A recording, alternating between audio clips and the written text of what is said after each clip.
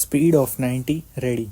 અમદાવાદમાં traffic police દ્વારા માર્ગ અકસ્માતો ઘટાડવા તથા આ અકસ્માતોથી થતા માનવ મૃત્યુ અટકાવવા માટે ટ્રાફિક અવેરનેસ કાર્યક્રમોની સાથે અકસ્માત ઝોન બની ગયેલા એરિયા આઈડેન્ટિફાઈ કરીને રોડ એન્જિનિયરિંગ સુધારા સહિતના અનેક પાસાઓ પર કામગીરી કરવામાં આવી છે, જેના પરિણામે છેલ્લા 10 મહિનામાં 106 માર્ગ અકસ્માતોમાં ઘટાડો થયો છે.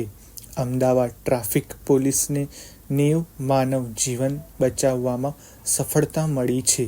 ગૃહ રાજ્ય મંત્રી શ્રી હર્ષભાઈ સંઘવીએ અમદાવાદ પોલીસની ટ્રાફિક સંબંધિત રિસર્ચ સહિતની કામગીરી સરાહના કરી હતી.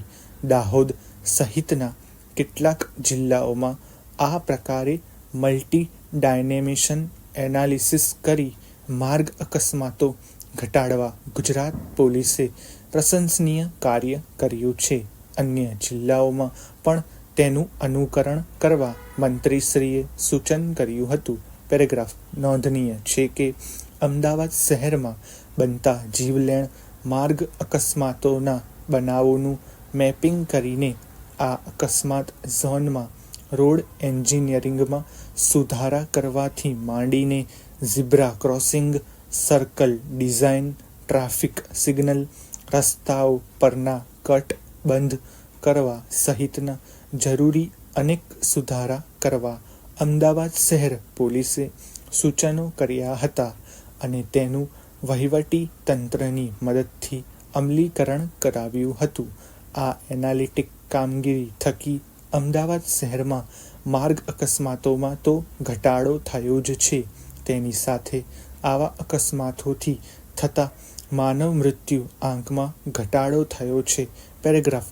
પશુપાલકોને પશુ વીમા લેવા માટે પ્રોત્સાહિત કરવાના ઉદ્દેશ્ય સાથે ભારત સરકારના નેશનલ લાઇવસ્ટોક મિશન હેઠળ પણ પશુપાલકોને વીમા પ્રીમિયમમાં સબસિડી ચૂકવવામાં આવે છે.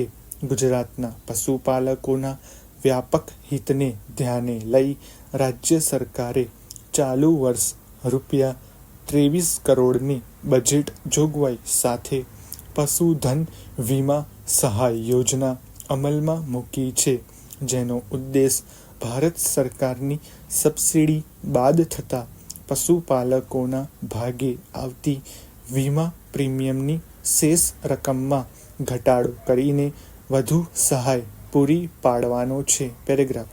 ભારત સરકારના નેશનલ લાઇવસ્ટોક મિશન અને રાજ્ય સરકારની પશુધન વીમા સહાય યોજનાને વધુ અસરકારક બનાવવા માટે ગાંધીનગર ખાતે પશુપાલન મંત્રી શ્રી રાઘવજીભાઈ પટેલની ઉપસ્થિતિમાં ગુજરાત પશુધન વિકાસ બોર્ડ અને ICICI Lombard general insurance company limited વચ્ચે MOU કરવામાં આવ્યું હતું.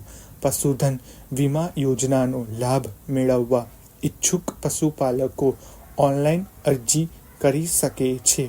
તે માટે તારીખ 14 નવેમ્બરથી આગામી 1 મહિના સુધી ખેડૂત પોર્ટલ થકી પસંદ થયેલા પશુપાલકોને પ્રતિ લાભાર્થી 1 થી 3 વેતરના હોય તેવા ગાય, ભેંસ વર્ગના મહત્તમ 3 પશુઓ માટે આ સહાય આપવામાં આવશે.